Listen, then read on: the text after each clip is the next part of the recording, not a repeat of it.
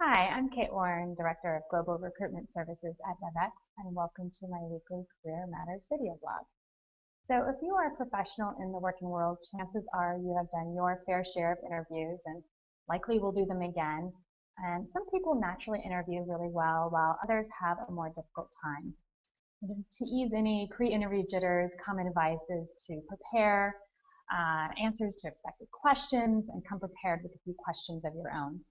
But what a lot of people don't know is that the interviewer may be just as nervous and often far less prepared than you may be. Performing well in an interview is a skill that comes more naturally to some than others, but one most professionals have taken time to really practice and hone. But very few people are actually trained in how to interview.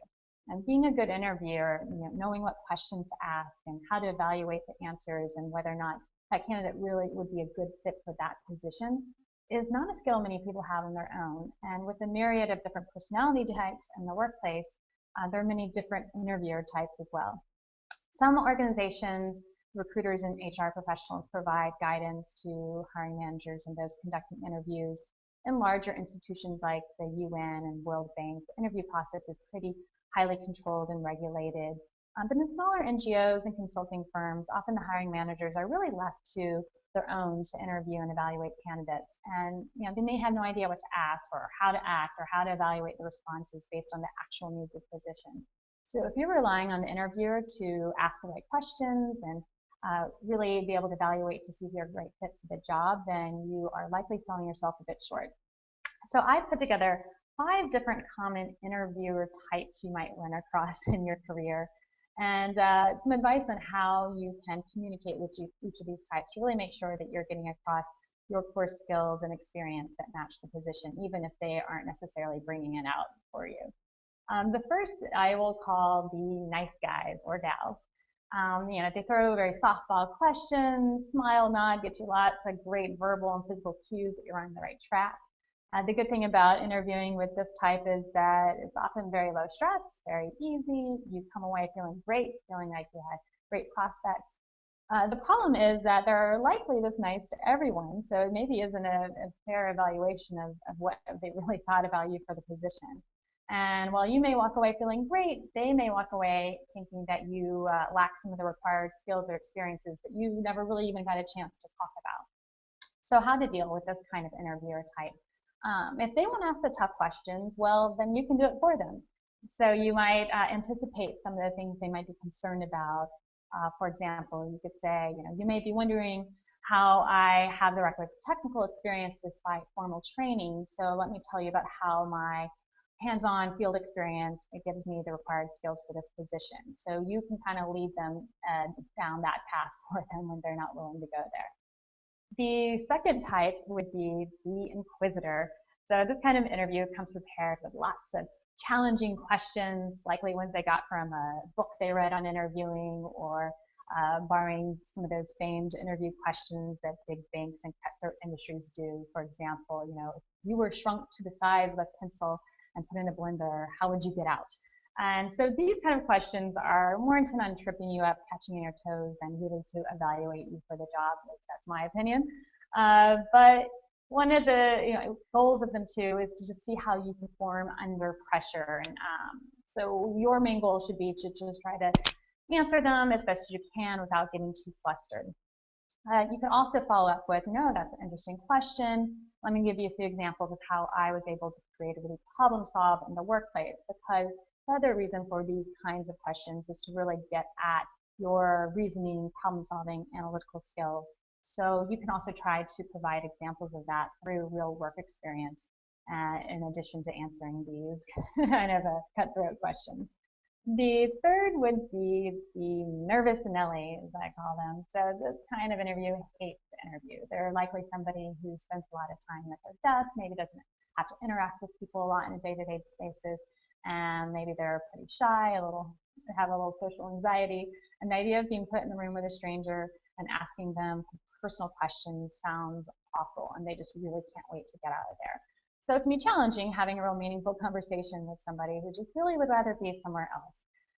So since this kind of interviewer is reluctant to ask really probing questions, start by asking them some very friendly questions about themselves. How did they get started? What do they enjoy about the job or the employer? What do they think is necessary to succeed in that environment? And once they have, hopefully loosened up a bit and feel a little bit more comfortable talking with you, then you can also try that technique of kind of answering your own question, anticipating what they're really hoping to evaluate and going ahead and just answering it for them, even if they aren't coming up with the questions themselves.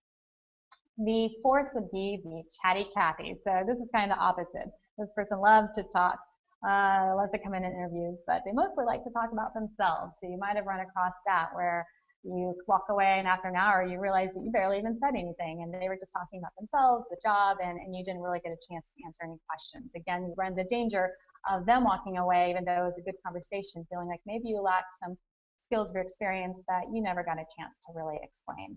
So one of the ways to deal with them is, you want to be careful about interrupting people. You don't want to appear rude in an interview. Sometimes they don't leave a lot of room for error.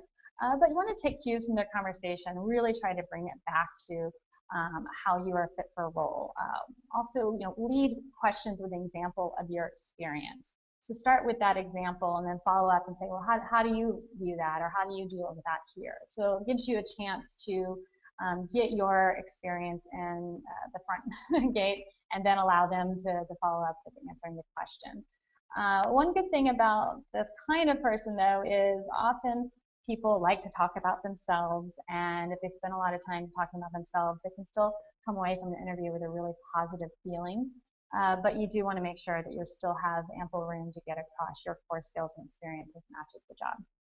The fifth kind of interview type would be the panel interviews. So these are kind of terrifying ways to interview. You're often sitting there lone wolf with 4 or 5 people peppering questions at you, and you can have any combination of these interview types together in one room.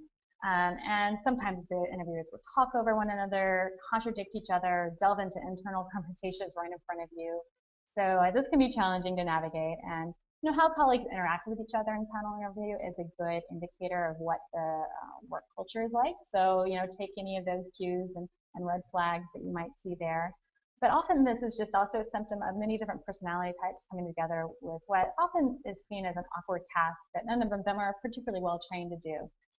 So what's important to do is really discern the real decision makers from those brought in to just help build consensus around a hiring decision. So the real decision makers might be the hiring manager, people actually working on the team that you'd be part of versus maybe other teams that might be collaborating.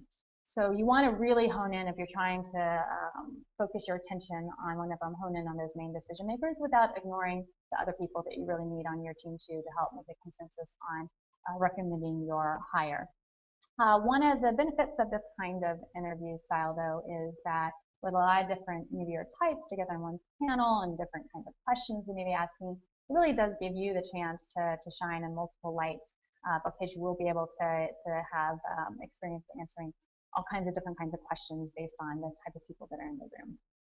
If you have any other interview types that you've run across or any other recommendations on how to deal with these, please leave them as comments below.